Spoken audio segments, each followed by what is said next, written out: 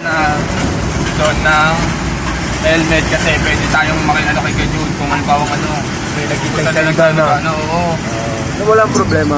Eh kaso may dadaanan ba kuya? Wala. Ayan, hindi ko nga rin-rip na yan eh. Alam ko na yun eh. Hindi magko-commute. Hindi lang helmet. Hindi, pwede naman yung helmet mo kasi iwan mo na lang doon. Oo. Pagka halimbawa may mga kasangkasapon o hindi ang kas, pwede yun.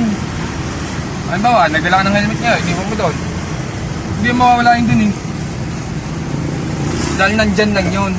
Wala yun doon. Yan. Doon! Yan. Doon! Sabi si Ma'am may napapano sa inyo. Nababala sa inyo.